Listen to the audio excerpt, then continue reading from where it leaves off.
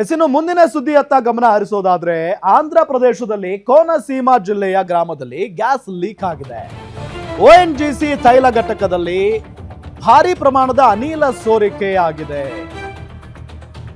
ನೋಡಿ, ONGC ತೈಲ ಘಟಕದಲ್ಲಿ ಭಾರಿ ಪ್ರಮಾಣದ ಅನಿಲ ಸೋರಿಕೆ ಆಗಿರುವುದು ಕೋನಸೀಮಾ ಜಿಲ್ಲೆಯ ರಜೋಲ್ ಪ್ರದೇಶದಲ್ಲಿರುವಂತ ತೈಲ ಬಾವಿ. ರಿಗ್ ಬಳಸಿ ರಿಪೇರಿ ಕಾರ್ಯ ಮಾಡುವಾಗ ದುರಂತ ನಡೆದು ಹೋಗಿದೆ. ಭಾರಿ ಪ್ರಮಾಣದಲ್ಲಿ ಬಾವಿಯಿಂದ ಹೊರಬಂದ ಗ್ಯಾಸ್ ಮತ್ತು ಕಚ್ಚಾ ತೈಲ, ಗಾಳಿಯಲ್ಲಿ ಬೆರೆತು ಹೋದ ಪೆಟ್ರೋಲಿಯಂ ಅನಿಲ, ಜೊತೆಯಲ್ಲೇ ಬೆಂಕಿಯೂ ಕೂಡ ಹಲವು ಹಳ್ಳಿಗಳಿಗೆ ಏಕಕಾಲಕ್ಕೆ ಬೆಂಕಿ ವ್ಯಾಪಿಸಿ ಬಿಟ್ಟಿದೆ. ಈವರೆಗೆ ಸಾವು ನೋವಿನ ಕುರಿತ ಸ್ಪಷ್ಟ ಚಿತ್ರಣ ಲಭ್ಯ ಆಗಿಲ್ಲ. ಆಂಧ್ರ ಪ್ರದೇಶದಲ್ಲಿ ಆಗಿರೋದು ಇದು. ಕೋನಸೀಮಾ ಜಿಲ್ಲೆಯ ಗ್ರಾಮದಲ್ಲಿ ಆಗಿರುವಂತಹ ಘಟನೆ. ONGC ಗ್ಯಾಸ್ ಏನಿರುತ್ತಲ್ಲ ಅಥವಾ ತೈಲ ಘಟಕದಲ್ಲಿ ಸಂಭವಿಸಿದಂತ ಒಂದು ಭಾರಿ ಪ್ರಮಾಣದ ಅನಿಲ ಸೋರಿಕೆ ಆಗಿರೋದು. ನೋಡಿ, ಅಲ್ಲಿ ಹಿಂಗೆ ಗಾಳಿಯಲ್ಲೂ ಕೂಡ ಬೆಂಕಿ ಹೊತ್ಕೊಂಡು ಉರಿತಾ ಇದೆ. ಗಾಳಿಯಲ್ಲೂ ಕೂಡ ಕೋನಸೀಮಾ ಜಿಲ್ಲೆಯ ರಜೋಲ್ ಪ್ರದೇಶದಲ್ಲಿರುವಂತ ತೈಲ ಬಾವಿ. ರಿಗ್ ಬಳಸಿ ರಿಪೇರಿ ಕಾರ್ಯ ಮಾಡ್ತಾ ಇದ್ರಂತೆ ಸಿಬ್ಬಂದಿಗಳು. ಆ ಸಂದರ್ಭದಲ್ಲಿ ಈ ದುರಂತ ಸಂಭವಿಸಿರೋದು. ಎಷ್ಟೋ ಗಿಡ ಮರಗಳು ಸುಟ್ಟು ಕರಕಲಾಗಿದ್ದಾವೆ. ಬ್ಯಾಕ್ ಟು ಬ್ಯಾಕ್ ಒಂದೊಂದೇ ಹಳ್ಳಿ ಬೆಂಕಿ ವ್ಯಾಪಿಸಿ ಬಿಟ್ಟಿದೆ.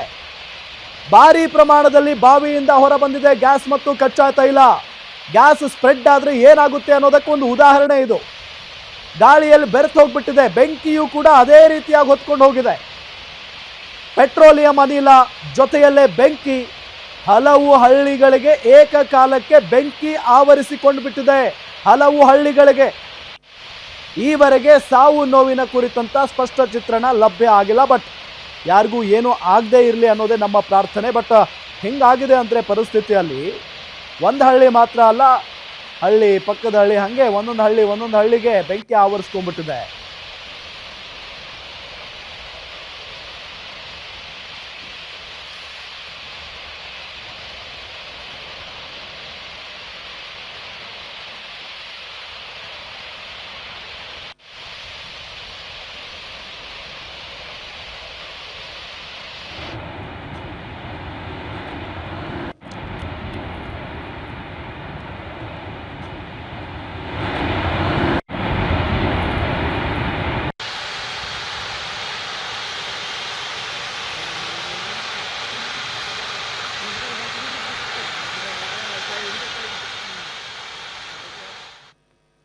ಇದೇ ವಿಚಾರಕ್ಕೆ ಸಂಬಂಧಪಟ್ಟಂತೆ ಡೀಟೇಲ್ಸ್ ಕೊಡ್ತಾರೆ ನಮ್ಮ ಡಿಜಿಟಲ್ ಎಡಿಟರ್ ದಿಲೀಪ್. ಹೇಗಾಯ್ತು ಇದು, ಏನೆಲ್ಲ ನಷ್ಟ ಆಗಿದೆ, ಡೀಟೇಲ್ಸ್ ಕೊಡ್ತಾ ಹೋಗೋದಾದ್ರೆ?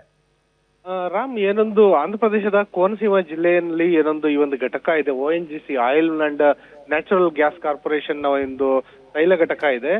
ಈ ಘಟಕದಲ್ಲಿ ಏನೊಂದು ಭಾರಿ ಒತ್ತಡದಲ್ಲಿ ಅನಿಲವನ್ನ ಹೊರತೆಗೆಯುವಂತ ಕಾಮಗಾರಿ ನಡೀತಿತ್ತು. ಈ ವೇಳೆ ಒಂದು ರಿಗ್ ಬಳಸಿ ರಿಪೇರಿ ಕಾರ್ಯ ಮಾಡಂತ ಸಂದರ್ಭದಲ್ಲಿ ಭಾರಿ ಪ್ರಮಾಣದ ಒತ್ತಡ ಉಂಟಾಗಿ ಬಾವಿಯಿಂದ ಏಕಾಏಕಿ ಏನೊಂದು ನೈಸರ್ಗಿಕ ಅನಿಲ ಮತ್ತೆ ಕಚ್ಚಾ ತೈಲ ಎರಡೂನು ಏಕಕಾಲಕ್ಕೆ ಹೊರಗಡೆ ಚಿಮ್ಮಿದೆ. ಈ ಒಂದು ಚಿಮ್ಮಿದ ರಭಸಕ್ಕೆ ಗಾಳಿನಲ್ಲಿ ಈ ಒಂದು ಪೆಟ್ರೋಲಿಯಂ ಅನಿಲ ಮತ್ತೆ ತೈಲ ಎರಡೂ ಬೆರೆತು ಹೋದಂತ ಕಾರಣದಿಂದಾಗಿ ಭಾರಿ ಪ್ರಮಾಣದ ಹೊಗೆ ಕಾಣಿಸ್ಕೊಂಡಿದೆ. ಜೊತೆಗೆ ದಟ್ಟವಾದ ಮೋಡದ ರೀತಿಯಾದಂತಹ ಒಂದು ವಾತಾವರಣ ಸೃಷ್ಟಿಯಾಗಿದೆ. ಈ ಒಂದು ಘಟನೆಯಲ್ಲಿ ಇದುವರೆಗೂ ಎಷ್ಟು ಜನ ಮೃತಪಟ್ಟಿದ್ದಾರೆ, ಎಷ್ಟು ಜನ ಗಾಯಗೊಂಡಿದ್ದಾರೆ ಅನ್ನೋದು ಸದ್ಯಕ್ಕೆ ಗೊತ್ತಾಗ್ತಿಲ್ಲ.